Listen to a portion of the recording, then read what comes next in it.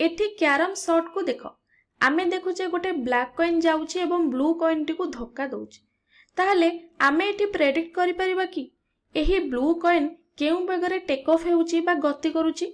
एही बळी प्रॉब्लम को आमे बळ न्यूटन कर नियम त्वरण एही सब किछि को व्यवहार करी सॉल्व करि परिबा किंतु एहा बहुत लंबा स्टेप रे हेबो। तेनु एही वीडियो रे आमे शॉर्टकट देखिबा।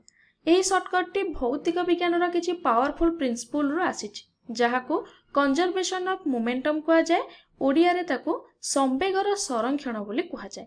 ताले एही संवेगर संरक्षण कोन आमे बे पढिबा काहे कि आमे एही प्रिंसिपल को पावरफुल कहूचे ता मध्य देखिबा। एहा को व्यवहार करी मध्य आमे जानिबा किपरि रॉकेट काम करूचे। ताहेले आमे एबे देखिबा कि संवेगर संरक्षण माने कोन। संवेग कोन प्रथमे देखिबा। जदि आमे कोनोसी वस्तुर वस्तुत्व को सेही वस्तुर परिवेग सहित गुणन करिबा हमकु संवेग मिलि जिवो। ताले संवेगर संरक्षण कोन। एबे चलो आमे पूर्व को फेरी जिबा। हमर क्यारम उदाहरण को जिबा। एठारे संघात पूर्ववर्ती परिस्थिति को लक्ष्य कर। ब्लैक कॉइन ब्लू कॉइन को धक्का देबा पूर्व कथा आमे कहि परिबा आमे दुईटी कॉइन रो टोटल मोमेंटम बा समूह संवेग को आमे कैलकुलेट करि सारिछे। ता माने कोन। ता माने तुमे कॉइन रो वस्तुत्व को परिवेग सहित एठी गुणन करिछो एवं सेही भली द्वितीय कॉइन रो वस्तुत्व को परिवेग सहित गुणन करी आमे मोट प्रारंभिक संवेग को आमे निरूपण कले। द्वितीय केस रे मध्ये आमे सेया करिया। द्वितीय केस रे कोन करिबा ना संघात परवर्ती कथा देखिबा। कॉइन धक्का परे आमे पुणी समूह परिवेग एठी कैलकुलेट करिबा बा जहा को आमे कुहे कोन ना अंतिम संवेग बा मोट अंतिम संवेग बोली आमे ताको कहूचे। एठारे हमको प्रिंसिपल एया कहूचे कि उभय परस्पर सहित समान हेबे। एहार माने कोन भाबो। तुमे देखि पारुथिबो संघात हेबा परे ब्लैक कॉइन टी स्लो डाउन हेउची एहा रही जाउची किंतु ब्लू कॉइन टी स्पीड अछि। ता माने क्लियरली देखा जाउची जे एमानकर इंडिविजुअल मोमेंटम बा संवेग एठी बदलुची किंतु प्रिंसिपल एया कहूची टोटल वैल्यू केबे भी बदलिबो नाही। एमिति कि संघात परे मध्ये टोटल वैल्यू सेम रहइबो एवं टोटल मोमेंटम बा संवेग मध्ये एठी समान रहइबो।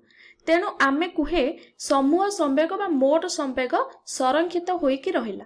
एठी आम मन रे गोटे प्रश्न आसुथिबो बा बहुत सारा प्रश्न आसुथिबो जेपरि कि एठारे अन्य किछि उदाहरण मध्ये अछि। एहा काहे के काम करूछि। एहा सर्वदा काम करूछि कि एवं आमे काहे के एहा को पढुचे बा केयर करूचे।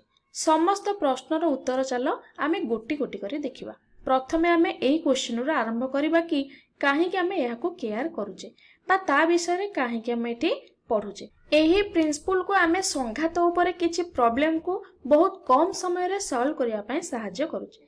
ताहले किछि नंबर म एठी नैछि। एठी म कोन करिछि ब्लैक कॉइन रो वस्तुत्व को 10 एकक नैछि। एबे एकक कथा भाबनी आमे ता विषय रे परे देखिबा। ताहले ब्लू कॉइन रो वस्तुत्व को म एठी 15 एकक नैछि। एहा प्रथम ठारो टिके ओजनिया अछि। वर्तमान जदि ब्लैक कॉइन किछि परिवेग रे आसुछि मनकर परिवेग 6 एकक एटारे प्रश्न हेउछि संघात परे केउ परिवेग रे ब्लू कॉइन टी गति करिवो। एहा को किपरि सॉल्व करिबा देखो। तो एठी संवेगर संरक्षण प्रिंसिपल को व्यवहार करिया पूर्वरु प्रथमे हमकु कैलकुलेट करिया को पड़िबो कि संघात पूर्वरु टोटल मोमेंटम बा संवेग केते थिला। ताहले एठी कोन हेबो। एठी मु लेखिली 10 * 6 10 कोन ना ब्लैक कॉइन रो वस्तुत्व गुणन ब्लैक कॉइन रो परिवेग तापरे 15 * 0 15 * 0 माने ब्लू कॉइन रो वस्तुत्व गुणन ब्लू कॉइन रो परिवेग ताहा काहा सहित समान हेबो ना एहा संघात परर टोटल मोमेंटम बा संवेग सहित समान हेबो। ताले कोन हेबो ना ब्लैक कॉइन रो वस्तुत्व गुणन परिवेग एठी रहला 10 * 0 कारण ब्लैक कॉइन एबे भी रेस्ट रे अछि बा स्थिर अछि प्लस 15 * v बा ब्लू कॉइन रो वस्तुत्व गुणन परिवेग। ताले एठी हमें समस्त वैल्यू एठी पाई जाइछे। तेबे हमें v रो वैल्यू के एठी निरूपण करि परिबा केमिति हैला। चलो एठी सिंपलीफाई करो।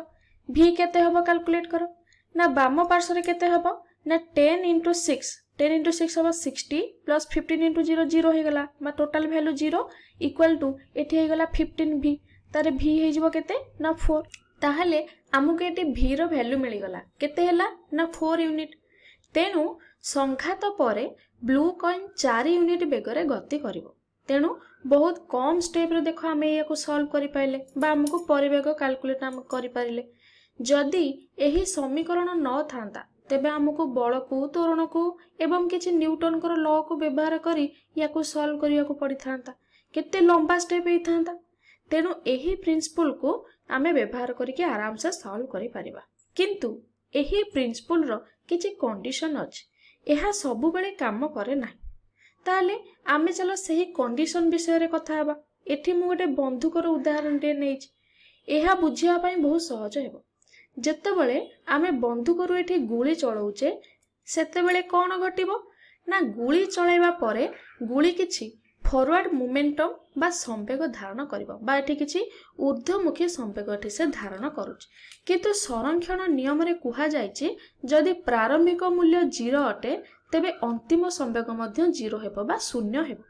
एहा संरक्षित होई कि रहइबो समान हेबो। तेणु आमे एठी कोन कहि परिबा ना संवेग किपरि संरक्षण हैला ताहा हमें देखिबा। आमे जानि छे एठी कोन होछि ना बंदूकटी पछुको रिकॉइल होछि कोन पई ना मोट संवेग को 0 करिवा पई। बंदूकटी एक्जेक्टली समान किंतु नेगेटिव बैकवर्ड मोमेंटम बा संवेग लाभ करिथाय। एबे जदि तुमे टोटल मोमेंटम बा संवेग को कैलकुलेट करिवो एहा मध्य 0 हेबो बा शून्य हेबो।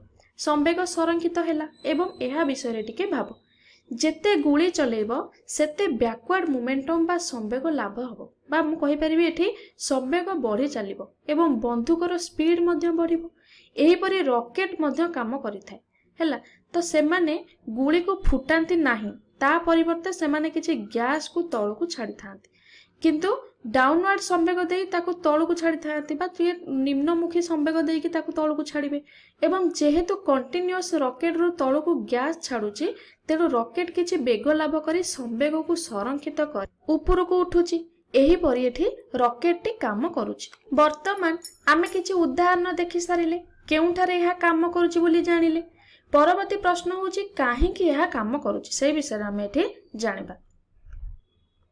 एही संवेग काहे कि संरक्षण हेउची एहा को परवर्ती वीडियो रे आमे देखिबा किछि गाणितिक प्रमाण सहित मध्य देखिबा। एबे या को टिके बुझिबा को चेष्टा करो। यार मुख्य कारण हेउची न्यूटन कर तृतीय गति नियम। एबे आमे पुणी से कैरम उदाहरण को देखिबा। जेतेबेले ब्लैक कॉइन जाय कि ब्लू कॉइन को धक्का दउची एहा किछि बळ पकाउची बा किछि फॉरवर्ड डायरेक्शन रो ब्लू कॉइन ऊपर बळ पकाउची। तेनु ब्लू कॉइन टी किछि संवेग धारण करूची। न्यूटन कर तृतीय नियम अनुसार blue coin T backward direction रे समान बळ ब्लैक कॉइन ऊपर प्रयोग करूची, जहा फल रे ब्लैक कॉइन टी एक्जेक्टली समान परिमाणर संवेग एठी हराउची कारण बळ गुडिक एक्जेक्टली समान। तेणु एठी गोटे कॉइन किछि संवेग लाभ करूची, अन्य कॉइन टी समान परिमाणर संवेग को हराउची। एठार तुमे माने देखि पारुछ कि टोटल वैल्यू एठी शून्य रहउची। तेणु संघात परे समूह संवेग समान रहइबो। जेपरि कि टंका, एठी मु गोटे टंकार उदाहरण दउची। संवेग को टंका सहित कंपेयर कर। मन कर आम पाखरे दुईटी छुआ अछंती, सेमानक पाखरे टोटल 400 टंका अछि। जणे अन्य जण को 50 टंका देबा को स्थिर कला, ताले एही 50 टंका लाभ कला बा जणे 50 टंका लाभ कला बेले अन्य जणे 50 टंका देकी 50 टंका हराइला। किंतु एबे भी टोटल मनी सेही दुई जण पाखरे केते अछि 400 टंका। सेहीपरि संघात परे संवेग गोटे बॉडी रु आउ एक बॉडी को ट्रांसफर होइथाय किंतु टोटल वैल्यू सेही समान रहइबो। मु भाबुची एही टंका उदाहरण रु तुमे याको भलो भाबरे बुझी पारिथिबो। एटारे गोटे प्रश्न, एही प्रिंसिपल सबु बेले काम करे कि? उत्तर हेउची ना। जेउ जाए वस्तु उपरे किछि बाह्य बल पड़ी नाही सेही जाए काम करिवो। या माने कोन ना एबे पुणी आमे कैरम रो उदाहरण को फेरी जिबा। जेउ जाए गोटी दुईटी परस्पर उपरे बल पकाउथिबे से जाए सेमानकर संवेग एठी समान रहइबो। किंतु तापरे कोन हेबो ना जेतेबेले बल पकाइबा नाही ना एठी संवेग कोन हेबो समान रहइबो नाही। जेउ भली पिला दुए जो जाए टंका एक्सचेंज करूथिबे से जाए समुदाय टंका समान रहइबो। किंतु जदि सेठारे जने थर्ड पर्सन आसे जिवो तेबे कोन हेबो ना जे कि ए कॉइन गुडी को ऊपर बल पकाइबो। तो आमे कहबा कैरम बोर्ड कॉइन ऊपर किछि घर्षण बल प्रयोग करिबा आरंभ करिवो। तापरे कॉइन धीर होई जिवो एवं संवेग कैरम बोर्ड को ट्रांसफर होई जिवो। एवं जेहेतु कैरम बोर्ड आम समीकरण रो गोटे पार्ट नुहे तेणु आमे एही संवेग को आम समीकरण रे कंसीडर करूने। वर्तमान एही दुईटी कॉइन रो संवेग को डेफिनेटली से बदलाई दउची, जहा को आमे बाह्य बल बोली कहूची। ଏହା ହେଉଛି ଏକ ବଳ ଯାହାକି ବଡି ଉପରେ କାମ କରୁଛି ଏବଂ ଆମେ ଏହାର ସମ୍ବେଗକୁ ଏଠାରେ ସମୀକରଣରେ କନସିଡର କରୁନାହିଁ। ଏବଂ ଯଦି ଆମେ ଟଙ୍କା ଉଦାହରଣକୁ ନେଇକି ପୁଣି ଫେରି ଆସିବା, ଏଠାରେ ତୃତୀୟ ପିଲା ଆସିବ ଯାହାର ଟଙ୍କା ଆମେ ସମୀକରଣରେ କନସିଡର କରୁନାहे ଏବଂ ଯଦି या ତୃତୀୟ ପିଲାଟି ନିଜର ଟଙ୍କାକୁ ଅନ୍ୟ ଦୁଇ ଜଣଙ୍କ ସହିତ ଏକ୍ସଚେଞ୍ଜ କରିବ ତାହେଲେ ମୋଟ ଟଙ୍କା ଏଠି କ'ଣ ହେଇଯିବ ନା ବଦଳିଯିବ। ତେଣୁ ଯଦି ତିନି ଜଣଙ୍କର ଟଙ୍କାକୁ କନସିଡରକୁ ନେଇଥାନ୍ତେ ତେବେ ଟଙ୍କା ସଂରକ୍ଷିତ ମଧ୍ୟ ହୋଇଥାନ୍ତା। ସେଇଭଳି ଯଦି ଆମେ କ୍ୟାରମ ବୋର୍ଡର ଏକ୍ଜାମ୍ପଲରେ ସମସ୍ତଙ୍କର ସମ୍ବେଗକୁ କନସିଡର କରିଥାନ୍ତେ ତେବେ ସମ୍ବେଗ ମଧ୍ୟ ସଂରକ୍ଷିତ ହୋଇଥାନ୍ତା। ଯେତେବେଳେ ଏକ ଚତୁର୍ଥ ବଡି ଯିଏକି ବଳ ପ୍ରୟୋଗ କରିବା ଆରମ୍ଭ କରିବ, ଉଦାହରଣ ସ୍ୱରୂପ ଚଟାଣ କ୍ୟାରମ ବୋର୍ଡ ଉପରେ କିଛି ଘର୍ଷଣ ବଳ ପ୍ରୟୋଗ କରିବ, ବୁଝୁଛ ତ ଆମେ ଏହି ଭିଡିଓରେ କ'ଣ ସବୁ ପଢିଲେ ଆମେ ଦେଖ ନା ଆମେ ଦେଖିଲେ ଯଦି ଦୁଇଟି ବଡି କିମ୍ବା ଅଧିକ ପରସ୍ପର ଉପରେ କିଛି ବଳ ପ୍ରୟୋଗ କରୁଛନ୍ତି ତେବେ ତୁମେ ନ୍ୟୁଟନଙ୍କର ତୃତୀୟ ନିୟମ ବ୍ୟବହାର କରିପାରିବ। ସେମାନେ ସମାନ ଓ ବିପରୀତ ଦିଗରେ ବଳ ପ୍ରୟୋଗ କରିଥାନ୍ତି, ତେଣୁ ଶେଷରେ ସେମାନେ ସମ୍ବେଗକୁ ଗୋଟିଏ ବଡିରୁ ଅନ୍ୟ ବଡିକୁ ଟ୍ରାନ୍ସଫର କରିଥାନ୍ତି। ତେଣୁ ସମସ୍ତ ବଡିର ସମୂହ ସମ୍ବେଗ ଏଠି କ'ଣ ରହିବ ନା ସମାନ ରହିବ, ଯାହାକୁ ଆମେ ସମ୍ବେଗର ସଂରକ୍ଷଣ ବୋଲି କହୁଛେ। ଏହା ସେଇ ଯାଏଁ କାମ କରିବ ଯେଉଁ ଯାଏଁ କିଛି ବାହ୍ୟ ବଳ ଏଠି ଅଛି।